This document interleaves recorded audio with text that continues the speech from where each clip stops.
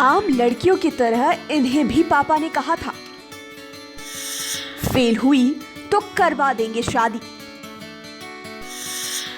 फिर 6 महीने रही कमरे में बंद, बिना कोचिंग के की जबरदस्त तैयारी, बनी आईएएस अफसर। आज के इस दौर में जहां कदम कदम पर शिक्षण संस्थान खुल चुके हैं, साल भर में आईएएस आईपीएस बनाने के दावे किए जाते हैं। बिना कोचिंग के साधारण सी सरकारी नौकरी पास कर लेना भी बहुत मुश्किल माना जाता है। उसी दौर में निधि सिवाच ने बिना किसी कोचिंग या फिर प्रॉपर गाइडेंस के ही अपनी मेहनत के दम पर वो कर दिखाया जो बड़े बड़े नहीं कर सकते। निधि सिवाच अपनी मेहनत के बल पर यूपीएससी में पास हो गई और 83 रैंक हासिल किया, फिर आईएएस बनकर दिखाया। निधि बताती है कि जब वे तीसरी बार अटेम्प्ट देना चाह रही थी तो उन्हें परिवार की तरफ से इस शर्त के साथ परीक्षा देने दिया गया कि वे परीक्षा के जिस भी स्टेज में है फेल नहीं होंगी, उन्हें वही अपना सफर खत्म करना होगा। इसके तुरंत बाद उनकी शादी कर दी जाएगी, लेकिन उसकी नौबत नहीं आई और निधि ने पूरी जान लगाकर तीसरे प्रयास को अंतिम साबित कर दिखाया। गुरुग्राम हरियाणा की रहने वाली निधि ने जब पहला अटेम्प्ट दिया तो उस समय परीक्षा के बस 3 महीने बचे थे और वे सिलेबस भी खत्म नहीं कर पाई थी। दूसरे अटेम्प्ट के दौरान भी उनकी तैयारी वैसी नहीं थी जैसे कि परीक्षा के लिए होनी चाहिए थी। इस समय तक वे नौकरी भी कर रही थी और उनके लिए पढ़ाई के लिए समय निकालना बेहद मुश्किल होता था। ये वो समय भी था जब घर वालों ने निधि से कहना शुरू कर दिया था कि करियर को बहुत वक्त दे दिया, अब शादी कर लो।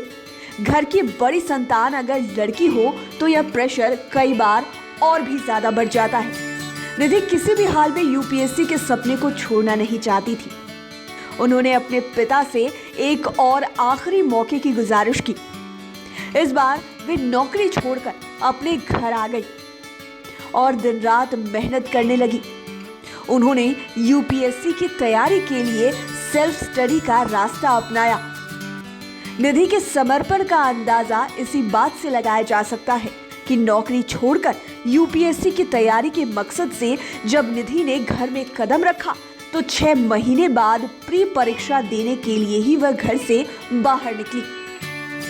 निधि की तैयारी के साथ गौर करने वाली एक और बात यह है कि वे यूपीएससी की तैयारी से जुड़े सारे मिथ को तोड़ती हैं।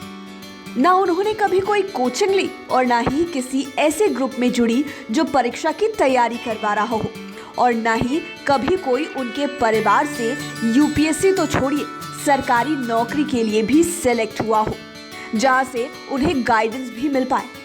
इस प्रकार एक कैंडिडेट को जहां जहां से मदद मिल सकती थी वे सब रास्ते निधि के लिए बंद थे।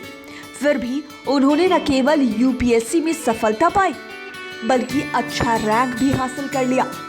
निधि कहती है कि घर में बंद रहने का मतलब यह कतई नहीं होता कि आप बाहर की दुनिया के कंपटीशन से ही हट जाएं। ऑनलाइन सब सुविधाएं हैं, उनका इस्तेमाल करें और देखें कि बाकी कैंडिडेट्स की भीड़ में आप कहां स्टैंड कर रहे हैं और आपकी तैयारी का लेवल क्या है। निधि खूब मॉक टेस्ट देती थी और खुद ही इंटरनेट पर मौजूद टॉपर्स के उत्तरों से उन्हें मैच भी कर लेती थी। निधि का यूपीएससी के सफर के दौरान एक ही लक्ष्य था, अपनी गलतियों से अच्छी चीजें सीखना। वे बार बार चेक करती थी कि कमी कहाँ है और उसे कैसे दूर करना है। वे कहते हैं कि यूपीएससी आपके बहुत से गुणों की परीक्षा एक साथ लेता है, जैसे पेशेंस, मेहनत, स्मार्ट वर्क, नॉलेज का इम्प्लीमेंटेशन आदि। अगर सही दिशा में सही इरादे के साथ बढ़ेंगे तो भले देर से लेकिन सफलता वैसे ही मिलेगी जैसे कि निधि को तीसरी अटेम्प्ट में मिली। और निधि ने ना ही कोई कोचिंग ज्वाइन की और ना ही वे किसी ग्रुप स्टडी में शामिल हुई थी। अपने मेहनत के बल पर निधि ने वो कर दिखाया जिसने उनके परिवार का नाम ऊंचा किया। लाइव सिटीज की डेस्क रिपोर्ट।